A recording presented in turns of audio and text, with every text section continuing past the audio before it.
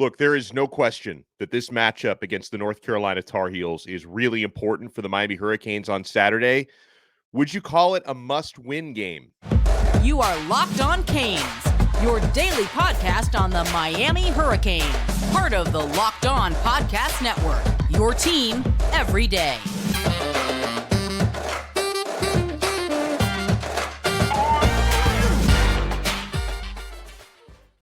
Happy Friday. We made it. Weekend is almost here. I'm Alex Donno, your host, University of Miami alumnus, longtime South Florida sports radio vet, and contributor to allhurricanes.com. And thank you so much for making Locked On Canes your first listen today. For the everydayers, we're available free wherever you get your podcasts and available free on YouTube. Today's episode is brought to you by LinkedIn Jobs. These days, every new potential hire can feel like a high-stakes wager for your small business. That's why LinkedIn Jobs helps you find the right people for your team faster and for free. Post your job for free at linkedin.com/lockedoncollege. Terms and conditions apply. We are on the eve of Miami's matchup against North Carolina. Huge opportunity for your 25th ranked Miami Hurricanes to bounce back on the road against number 12 North Carolina. This could be a statement win. We all want to see Miami bounce back after the debacle that was last week. Would you call it a must-win game? That's a question that we got. I'm going to be answering questions from you guys today from our exclusive subtext community. You can sign up, join the community, link in the show description below. Try it free for 14 days. Get this question from Jimmy, who says, hey, Miami hasn't responded well from losses in the past. Is Saturday a must-win game for the Canes? Wow, Jimmy, you really want me to speak in absolutes, don't you? Okay. If we look at it objectively, if one of our goals, which certainly is getting to the ACC Championship game, being one of those top two teams in the conference, one of the best two conference records that gets to play for the ACC Championship game, it's basically a must-win, guys. To have a shot at being one of the top two in the ACC, losing this weekend would give you two conference losses. You're behind the eight ball the way that, Clemson was when they lost their first two conference games.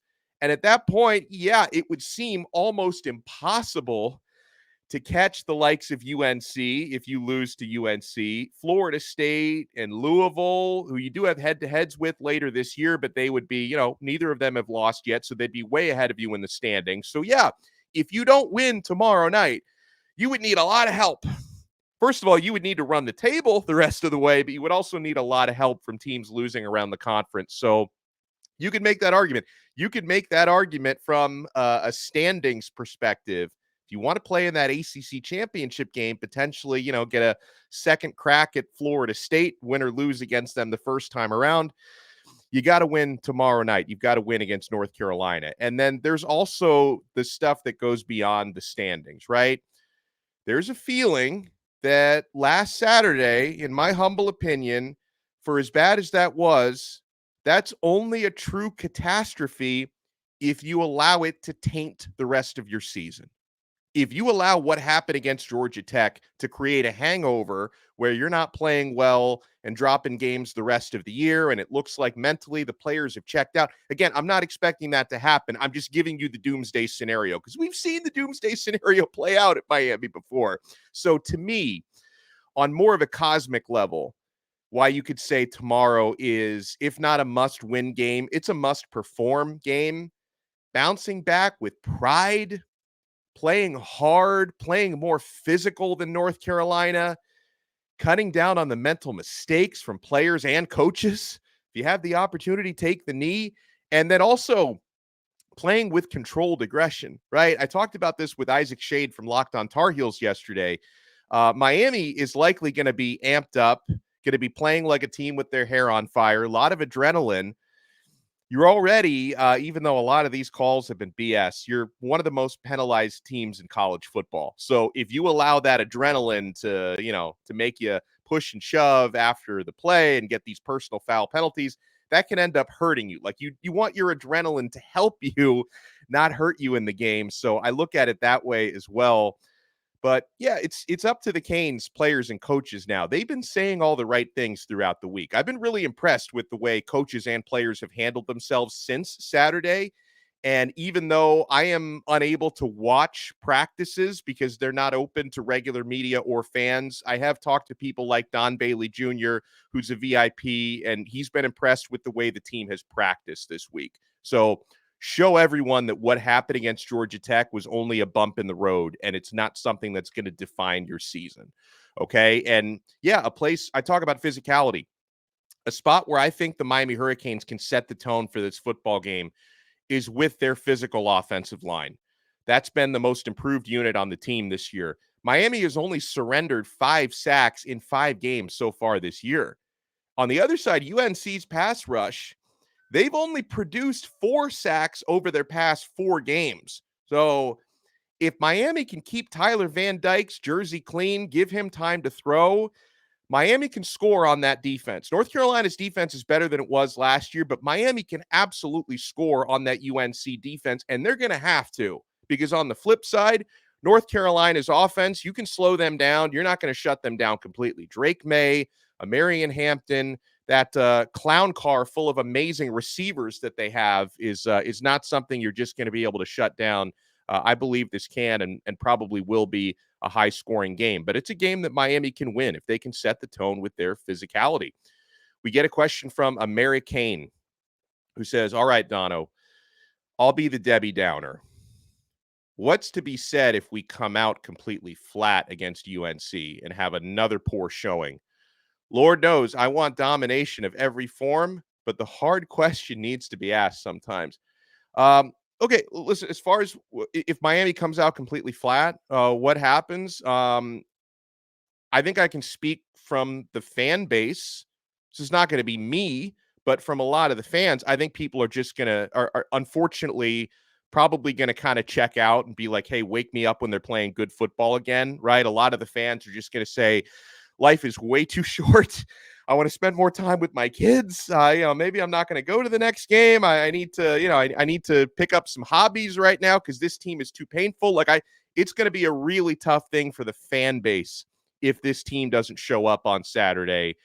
And yeah, that would only tack on way more adversity inside the locker room and with coaches. And like you said, American, you're just asking the hard question. You don't want it to come down like this. You don't expect it necessarily to be that type of a game on Saturday. I think Miami is going to play with some passion. They're going to play an inspired football game on Saturday. But if they don't, that's when you're going to start hearing about these like closed door player meetings and, Cam Kinchins and Tyler Van Dyke and Matt Lee are going to be real passionate with their teammates. But I hope it doesn't come to that, because the thing that bugs me most, especially a guy who's in the content creation game covering this team, the apathy from fans is something I never want to see. I can't blame you, but it hurts.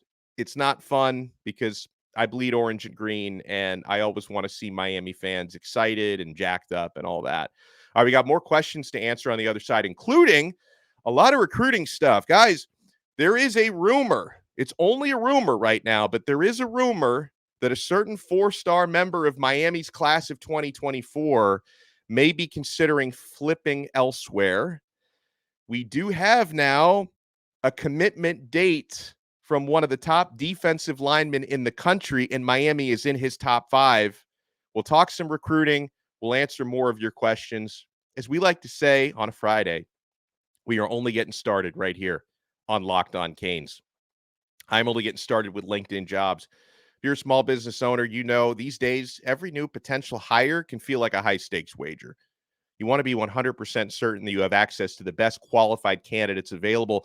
That's why you have to check out LinkedIn Jobs. It's a no-brainer. LinkedIn Jobs helps you find the right people for your team faster and for free. You add your job with the purple hashtag hiring frame to your LinkedIn profile to spread the word that you're hiring. People will see it.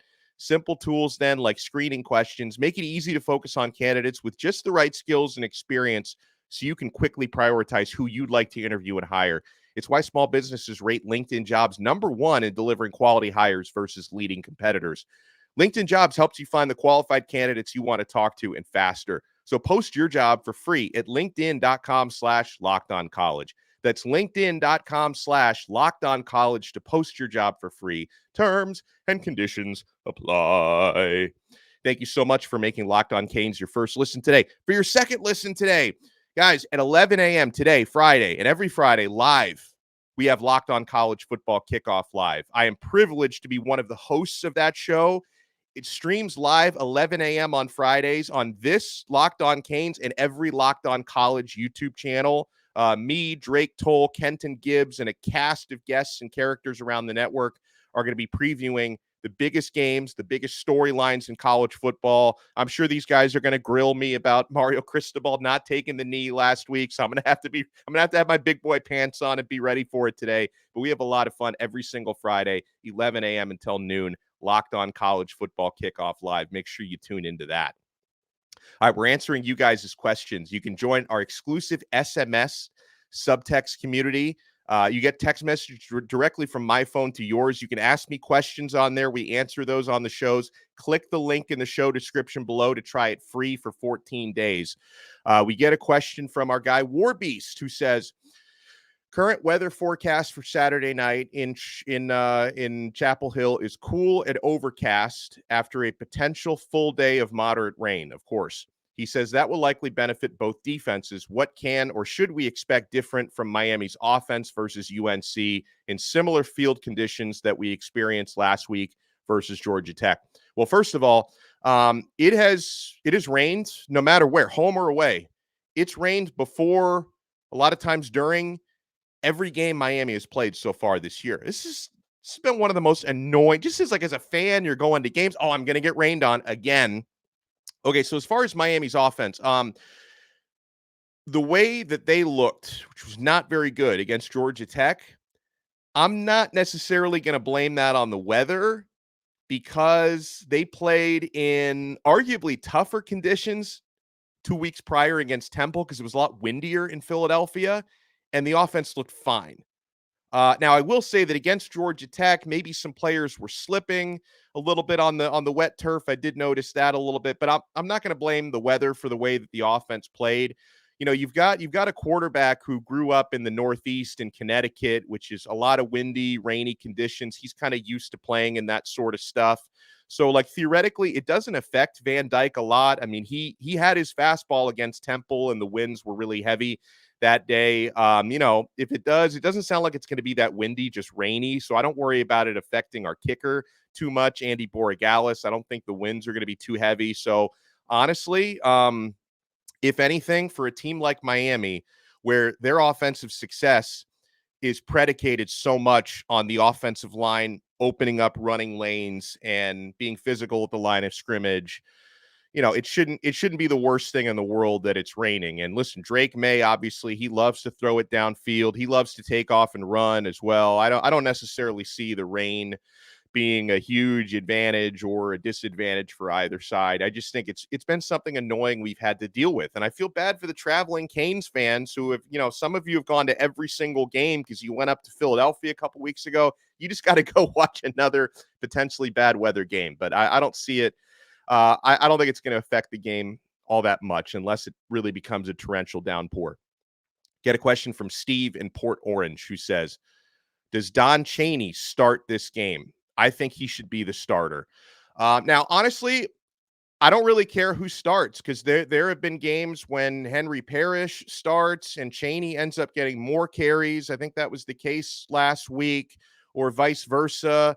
You know, it's really not about who starts because the way Shannon Dawson and Mario Cristobal usually gauge kind of which running back is the one who's affecting the game the most, whether they started or not. They like to keep the hot runner on the field. I will say, and I think this might be what you're alluding to with Chaney. I would love to see Chaney have a monster game.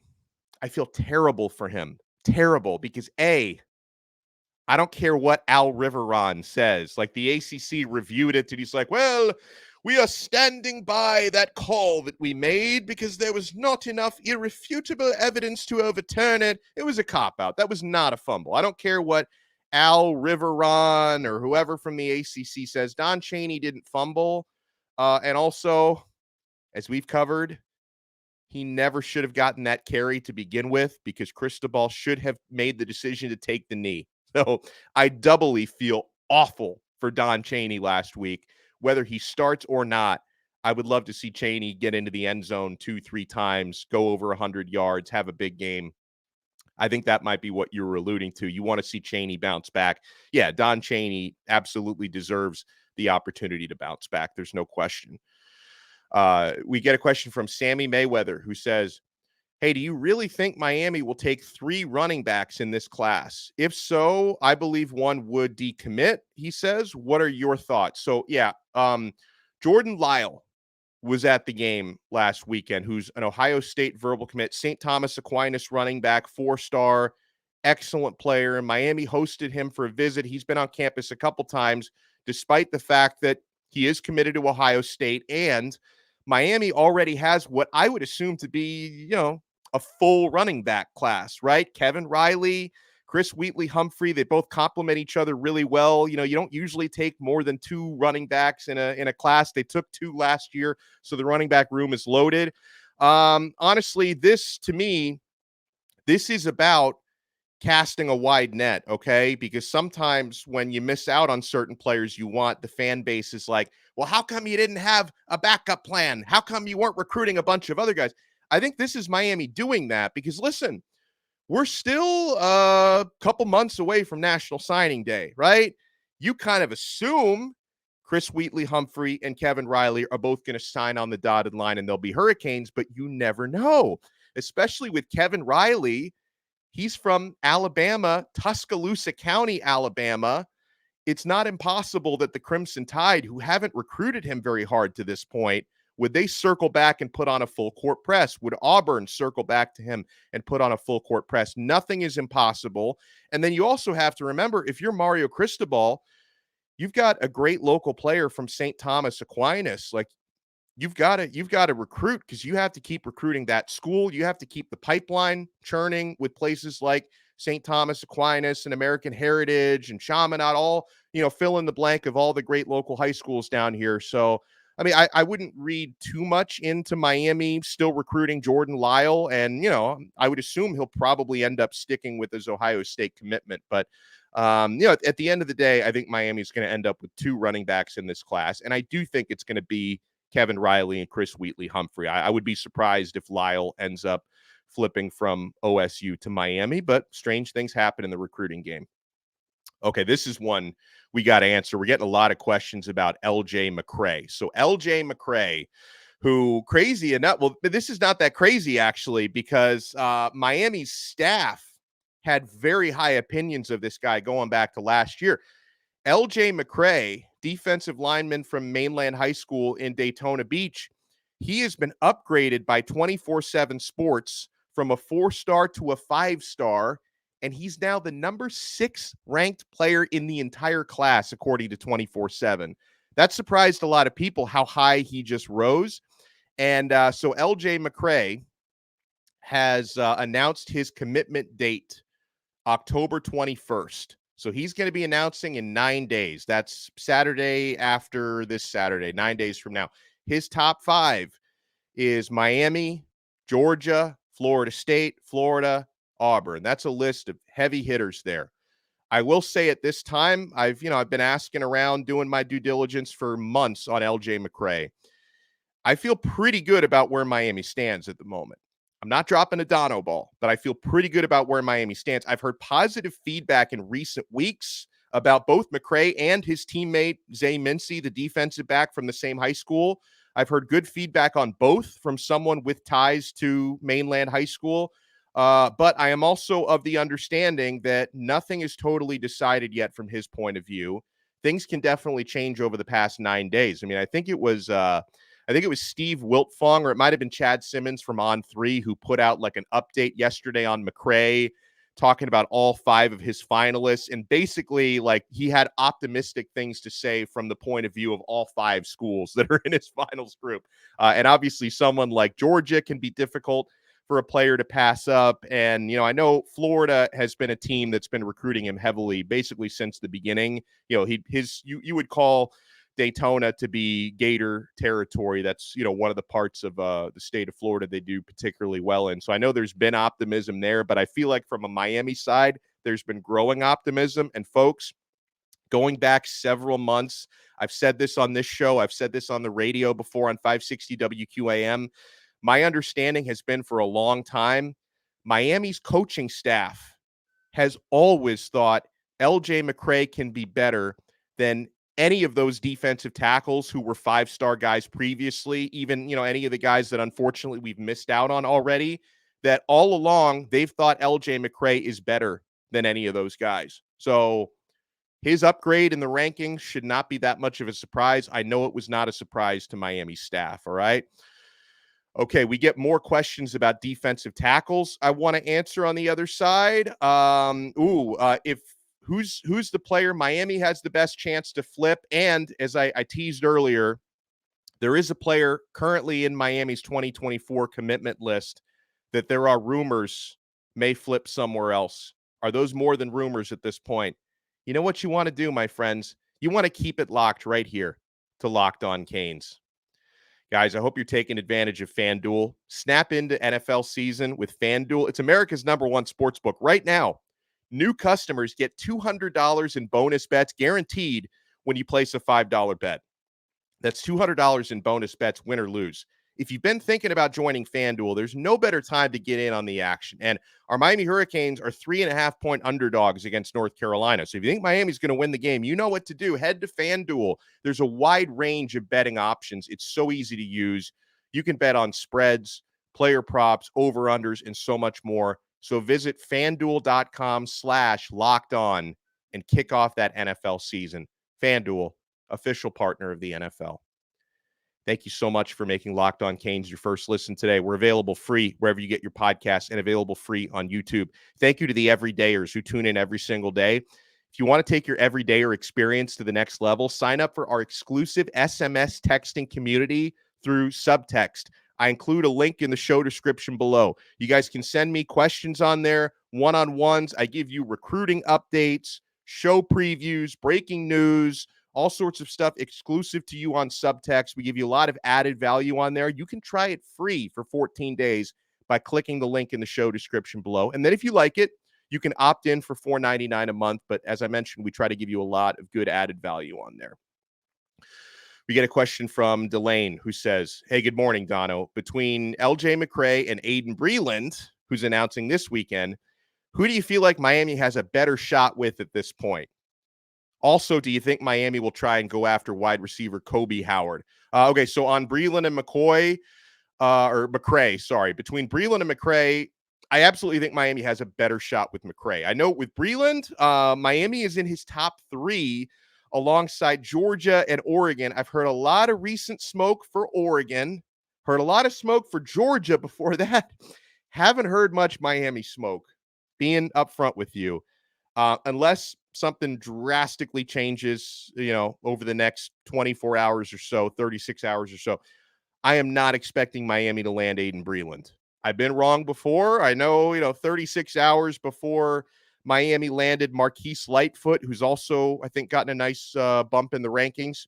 Before that happened, I wasn't expecting him to be a Cane. Turned out he was a Cane. So in the recruiting game, things can change really, really quickly. But yeah, I'm not very optimistic right now about Breland. I'd be a lot more optimistic about McCray.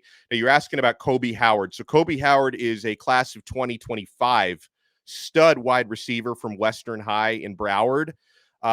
If you go by the On3 tracker, Miami is considered in the mix for him, but behind Florida, Florida State, and Tennessee.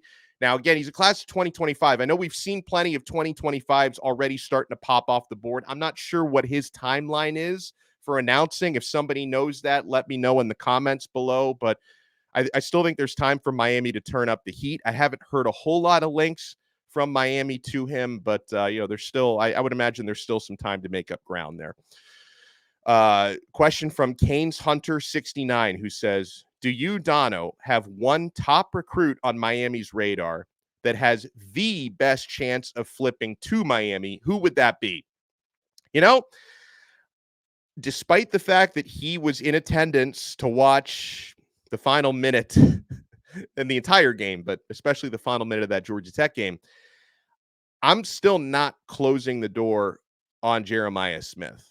I still continue to hear a little bit of optimism behind the scenes. And I know that I think there is some feeling, as would be the case, I think, with anyone from the area, that, the family would probably rather him play close to home. Much easier to keep up with him, see games in person, all that good stuff. So Jeremiah Smith is probably the one that I know D Money at Kane Sport was saying he's still hearing some positivity about Jeremiah Smith. I still obviously consider Ohio State to be the favorite. He's been verbally committed there for a long time. But if you're talking about a high-profile flip, I still think that that's within the realm of possibility. And by the way, we were talking about guys getting upgrades on the 24/7 sports rankings.